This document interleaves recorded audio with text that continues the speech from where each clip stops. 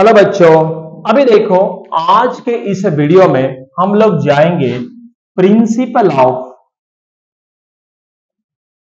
Transmissibility. TRANSMISSIBILITY, right.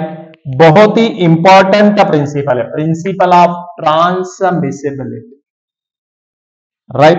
बहुत बार paper में लिखने को आता है, हम लोग डिजाइन में जब इसको यूज करते हैं तो प्रॉब्लम में भी आपको बहुत बार इसको यूज करना पड़ता है। क्या बताता है ये principle? Principle of transmissibility. If a force act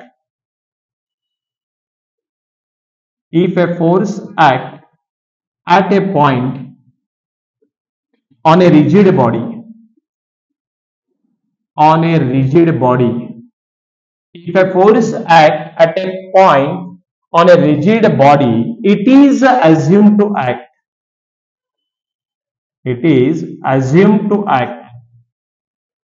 at any other point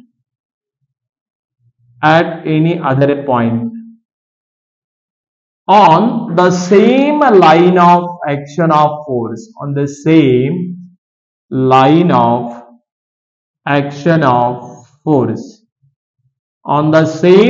it is assumed to act at any other point on the same line of action of force within the body.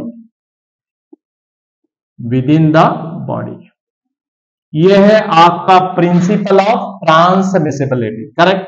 If a force act at a point on a rigid body, it is assumed to act at any other point on the same line of action of force within the body. Sir हमको rigid body concept समझ में नहीं आया, मैं पहला video देख लो, हमने rigid body ये भी आपको बताया था कि आगे बहुत बार आएगा।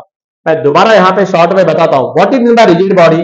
The body in which the particle composing it do not change their position with respect to one another when subjected to number of forces. External forces body के ऊपर एक्ट हो रहे बट उसकी पार्टिकल्स पोजीशन चेंज नहीं कर रहे, तो उसको बोलते हैं रिजिड बॉडी, राइट। अब देखो, मान लो थोड़ा ये समझने के लिए मैं आपको ये प्रिंसिपल को आयन भी कर देना भाई, बहुत ही इंपॉर्टेंट प्रिंसिपल है, बहुत बढ़िया है। मान लो यहां पे हमने एक ये रिजिड बॉडी लिया, कौन सा बॉडी लिया? Rigid body, rigid structure, what ever it में भी। यहां पे मैं नाम देता हूं ABCD, और ये C पॉइंट पे एक फोर्स एक्ट हो रहा है जिसकी इंटेंसिटी है P न्यूटन, राइट। अब देखो ये प्रिंसिपल क्या कहता है? प्रिंसिपल कहता है if a force act at a point on a rigid body, ये रिजिड बॉडी है, हाँ, C पॉइंट पे एक फोर्स एक्ट कर रहा है, हाँ। सो ये जितनी इंटेंसिटी C पॉइंट पे है ये फोर्स की, उतनी ही इंटेंसिटी आपकी कौन से पॉइंट पे रहेगी? D पॉइंट पे, राइट। कितनी रहेगी intensity? Same intensity D point पे। क्यों?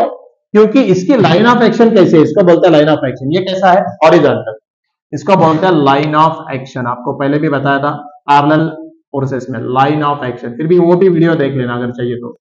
Line of action, right. So ये लाइन ऑफ एक्शन हॉरिजॉन्टल है, तो जितनी इंटेंसिटी सी पे है वही लाइन को मैं कंटिन्यू करूं तो डी पे भी उतनी ही इंटेंसिटी रहेगी। ये प्रिंसिपल बताता है, मतलब अकॉर्डिंग टू दिस प्रिंसिपल हम लोग बोल सकते हैं कि जितनी इंटेंसिटी सी पे है उतनी ही इंटेंसिटी डी पे है, according to this principle. If a force act at a point on a rigid body, it is assumed to act at any other point on the same line of action of force। ये भी line बहुत important है, line of action of force with in the body, body के अंदर चलेगा। Line of action बोले तो horizontal है तो हॉरिजॉन्टल। मान लो आप बोलेंगे सर यहाँ पे एक वर्टिकल फोर्स मैंने लगाया जिसकी इंटेंसिटी समझो Q न्यूटन है, बराबर है। तो ये Q न्यूटन C के ऊपर इंटेंसिटी है, उतनी ही इंटेंसिटी कहां पे रहेगी? B पे, क्योंकि इसके लाइन ऑफ एक्शन कैसी है? वर्टिकल।